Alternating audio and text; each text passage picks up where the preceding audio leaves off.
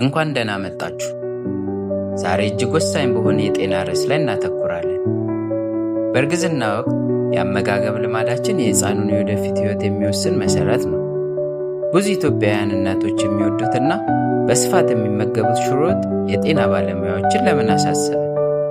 በተለይም በእርግዝና ጊዜ ሽሮ ወጥ ብቻ መመገብ የሚያስከትለው አደገኛ የንጥረ ነገር እጥረት አለን? የ2025 አዳዲስ ሳይንሳዊ ጥናቶችን መሰረት አድርገን እንመለከታለን። ሽሮ ወጥ በራሱ ከፍተኛ የብረት፣ የፕሮቲንና የፎሌት ምንጭ ነው።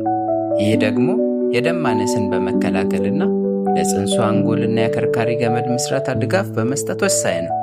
ችግሩ ግን የቅርብ ጊዜ ጥናቶች የሚያሳዩት ሽሮን እንደ ዋነኛ የምግብ መጠቀም የሰውነት የሚያስፈልጉትን ሌሎች ቁልፍ የሆኑ ማዕድናትና ቫይታሚኖችን እጥረት መፍጠሩ ነው። አብዛኛውን ኢትዮጵያውያን እናቶች በእርግዝና የመጀመሪያዎቹ 3 እና 4 ወር የሚፈጠሩትን የእርግዝና ምልክቶች እንደ ጨጓራ ህመም ወይንም የምግብ አለመመቻቸት ፋታ የሚሰጥላቸው ሽሮ ብቻ ሲመገቡ ይመስላቸዋል። በእርግጥም ፋታ በወቅቱ ሊሰጣቸው ይችላል።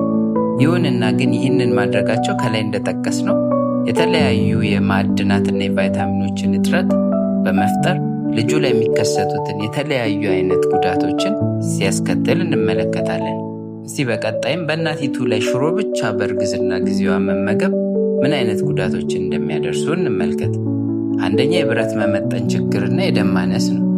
የ2025 ጥናቶች አስረግጠው እንደሚያሳዩት ብረት ሰውነት ውስጥ ሙሉ ለሙሉ እንዲዋሃድ ቫይታሚን ሲ ያስፈልጓል።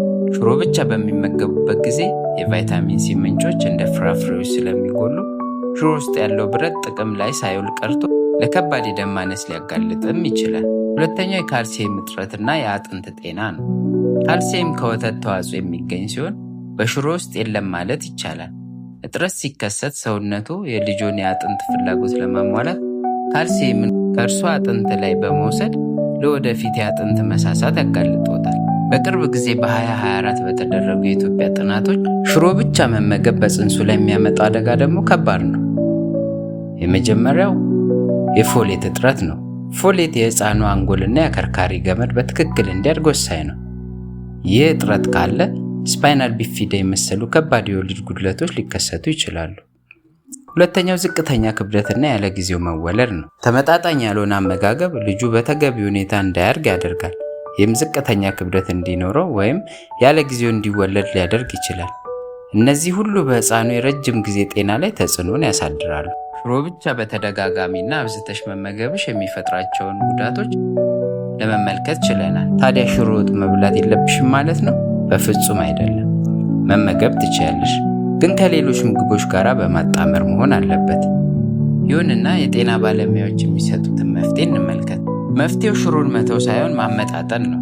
ሽሮ ወጥን ጤናማና ሙሉ በሙሉ ተመጣጣኝ እንዲሆን ለማድረግ 4 ቁልፍ ነገሮችን ይጨምሩበት። አንደኛ የቫይታሚን ሲ ምንጮችን ነው። እንደ ብርቱካን፣ ሎሚ፣ ቲማቲም የመሳሰሉትን ምግቦች ላይ ማካተት ይጠበቅቦታል። ሁለተኛ የካልሲየም ምንጮች የሆኑትን እንደ አይብ፣ ወተት፣ እርጎ ከጎን መጠቀም ይጠበቅቦታል። ሶስተኛው ቅጠላማ አትክልቶችን እንደ ጎመን፣ እንደ ቀይ ጎመን እንዲሁም በአራተኛ ደረጃ ጥቂት የእንስሳት ተዋጽኦችን እንደ እንቁላልና ስጋ፣ አሳ የመሳሰሉትን በአመጋገቡ ውስጥ እንዲያካትቱ ይመከራል። በመጨረሻም የእርግዝና ወቅት የአመጋገብ ውሳኔ በሳይንስ ላይ የተመሰረተ መሆን አለበት። ሽሮ ወጥን ከሌሎች የምግብ አይነቶች ጋር በማቀላቀል ጤናማ እርግዝና ይኑሩ። ይህ ጠቃሚ የጤና መረጃ ለሁሉም ነፍሰ ጡር እህቶቻችን ሼር አድርጉ። ቪዲዮውን ላይክ በማድረግና አሁኑኑ ሰብስክራይብ በማድረግ ቤተሰባችንን ይቀላቀሉ።